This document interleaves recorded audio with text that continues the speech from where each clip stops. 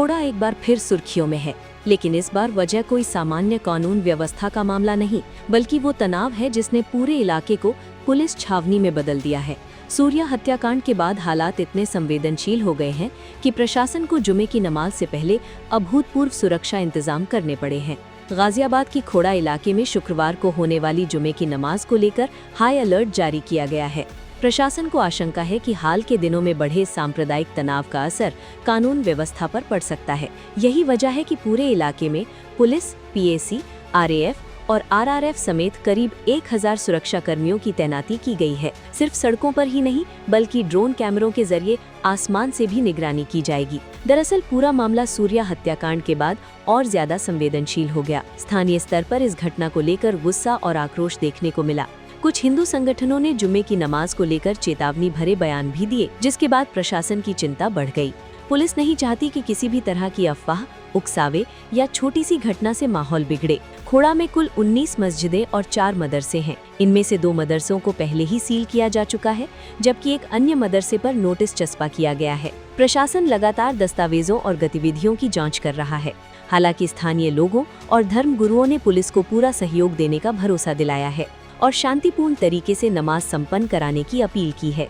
सिर्फ सुरक्षा ही नहीं, बल्कि अपराधियों पर भी शिकंजा कसने की तैयारी चल रही है। पुलिस के 3 दिवसीय सत्यापन अभियान में करीब 1600 अपराधियों और हिस्ट्री शीटरों की पहचान की गई है। इनमें 45 ऐसे गैंगस्टर भी शामिल हैं जिन्हें पुलिस ने विशेष निगरानी सूची में रखा है।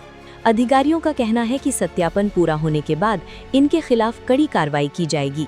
प्रशासन का मानना है कि सांप्रदायिक तनाव के दौर में सिर्फ भीड़ पर नजर रखना ही काफी नहीं होता, बल्कि उन तत्वों पर भी कार्रवाई जरूरी होती है जो माहौल खराब करने की कोशिश कर सकते हैं। यही वजह है कि अपराधियों, गैंगस्टरों और संदिग्ध गतिविधियों पर एक साथ कार्रवाई की जा रही है। फिलहाल खोड़ा में हालात नियंत्रण में बताए जा रहे हैं, लेकिन प्रशासन किसी भी तरह का जोखिम लेने के मूड में नहीं है।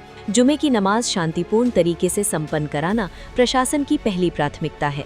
दूसरी ओर सूर्या हत्याकांड की जांच भी जारी है और लोगों की नज़र इस बात पर टिकी है कि इस मामले में आगे क्या खुलासे होते हैं। कुल मिलाकर खोड़ा इस समय सुरक्षा, संवेदनशीलता और सतर्कता तीनों का केंद्र बन चुका है।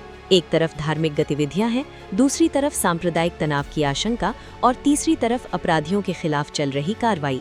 ऐसे में आने वाले कुछ दिन प्रशासन के लिए बड़ी परीक्षा साबित हो सकते हैं। कल से ये एक विशेष अभियान हम लोग यहाँ चला रहे हैं थाना खोड़ा क्षेत्र में, और पुलिस कमिश्नरेट गाजियाबाद में लोनी क्षेत्र में भी इसी प्रकार की कार्रवाई चल रही है, जिसमें हम लोग उस क्षेत्र में रहने वाले सभी प्रकार के अपराधियों का सत्यापन कर रहे हैं। साथ ही साथ जिला प्रशासन के सहयोग से जो इलीगल कंस्ट्रक्शंस है उन पे भी जांच चल रही है। जो भी नियम विरुद्ध पाए जा रहे हैं उनके खिलाफ भी कार्रवाई हो रही है। थोड़ा भी मदरसों को सील किया गया सर, किस तरह से नाकामी पाई गई? जिला प्रशासन ने उस पर जांच किया है, वो अवैध पाया गया, इसलिए उनके खिलाफ कार्रवाई हुई। प्रशासनिक पुलिस अधिकारियों को लगातार अपने अपने क्षेत्रों में वेरिफिकेशन के निर्देश दिए गए हैं। उसी क्रम में खोड़ा में कल से ऑपरेशन क्लीन स्वीप शुरू किया गया है और उसके अंतर्गत यहाँ पे इंस्टीट्यूशनल एक्टिविटीज, कमर्शियल एक्टिविटीज, सभी किराएदार, हिस्ट्री शीटर, सबकी गतिविधियों को वेरीफाई किया जा रहा है। उस वेरिफिकेशन के दौरान कल 3 ऐसे मदरसे यहाँ पे मिले थे जो कि मदरसा बोर्ड में पंजीकृत नहीं है और न ही अल्पसंख्यक कल्याण विभाग में पंजीकृत है। उनको आज सील करने की कार्रवाई अल्पसंख्यक कल्याण विभाग और पुलिस विभाग कर रहा है। सर आगे भी की कार्रवाई कहाँ का ऐसे मदरसे हैं, कितने मदरसे अब तक पाए गए? देखिए, अभी तक जो कल वेरिफिकेशन हुआ है उसमें 3 मदरसे ऐसे मिले थे और अन्य भी जो एक्टिविटीज है मदरसे के अलावा उन सब पे भी अभी जांच की जा रही है और जो इलीगल पाए जाएंगे सब पे कार्रवाई की जाएगी। वन इंडिया को सब्सक्राइब करें और कोई भी अपडेट मिस न करें। अभी वन इंडिया ऐप डाउनलोड करें।